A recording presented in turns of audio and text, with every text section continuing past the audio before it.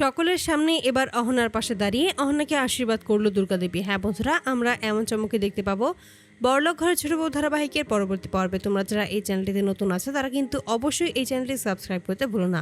তো চলো বিস্তারিত জেনে আসি। অহনা যখন নিজেকে নির্দোষ প্রমাণ করে ঠিক তখনই পিসিকে বলেছে, এবার আপনি আমার কাছে ক্ষমা চাইবেন। ঠিক তখনই পিসি বলছে, তোমার সাহস কত বড়, তুমি আমাকে বলছো তোমার কাছে ক্ষমা চাইতে? ঠিক তখনই অহনা বলছে, হ্যাঁ আপনি নিজেই তো বলেছিলেন আমি নাকি চুরি করেছি, আর আমি তো আপনাকে এটাই বলেছি যে আমি যদি সত্যি নির্দোষ হয়ে থাকি, আমি যদি কোনো কিছু চুরি করে না নিয়ে যাই, তাহলে আপনাকেও সকলের সামনে আমার কাছে ক্ষমা চাইতে হবে। তাহলে তো এখন আপনার কথা রাখার পালা। আমি তো আমার কথা রেখেছি, আমি সকলের সামনে নিজের সুটকেস খুলে দেখিয়েছি যে আমি আসলে কি নিয়ে যাচ্ছিলাম। এই বাড়ির কোনো কিছুই আমি নিয়ে যাচ্ছিলাম না, আমি কোনো চুরি করিনি। এখন আপনি আপনার কথা রাখবেন, আপনি সকলের সামনে ক্ষমা চাইবেন।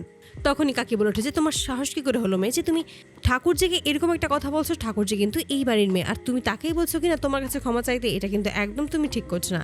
ঠিক তখনই অহনা বলছে, কাকিমা উনি নিজেই তো আমাকে এই সমস্ত কথা বলতে বাধ্য করছেন। কারণ উনি যদি প্রথমে আমার সমস্ত জিনিস দেখতে না চাইতেন এবং আমার উপর সন্দেহ না করতেন, আমাকে চোর অপবাদ না দিতেন, তাহলে কিন্তু এই সমস্ত কিছুই হতো না। সমস্ত কিছুর জন্য কিন্তু পিসিমা নিজেই দায়ী।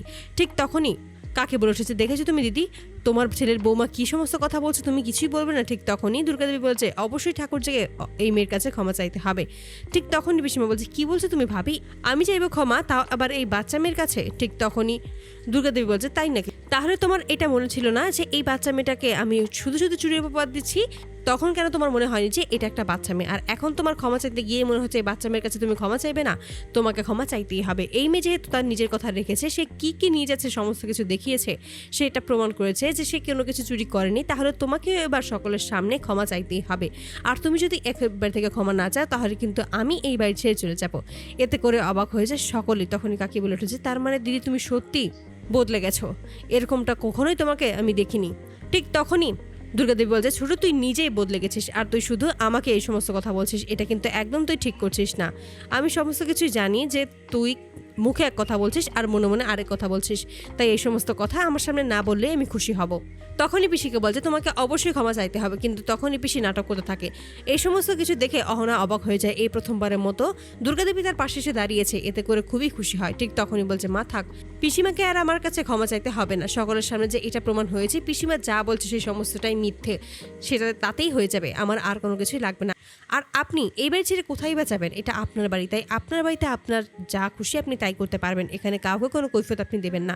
তাই আপনার বাড়ি, আপনি এখানেই থাকবেন, কোথাও যাবেন না। তখনই পিসি ক্ষিপ্ত হয়ে যায় এবং সেখান থেকে চলে যায়। অপরদিকে যখনই অহনা বাড়ি থেকে বেরিয়ে যাবে, ঠিক সেই মুহূর্তেই দুর্গাদেবীকে প্রণাম করে। ঠিক তখনই দুর্গাদেবী বলেছে, আমি তোমাকে আশীর্বাদ করছি, তুমি যে কাজের জন্য যাচ্ছ সেই কাজ সম্পূর্ণ করে যেন ফিরতে পারো। এতে করে একটু অবাক হয়ে যায় তিন বউ সহ অহনাও। তখনই বলেছে, আসলে আমি বলতে চাইছিলাম তোমার ঠাম্মির তো খুব অসুখ, তাই ওনার সুস্থ হওয়া না পর্যন্ত তুমি ওখানেই থাকতে পারো, তাতে কোনো সমস্যা হবে না।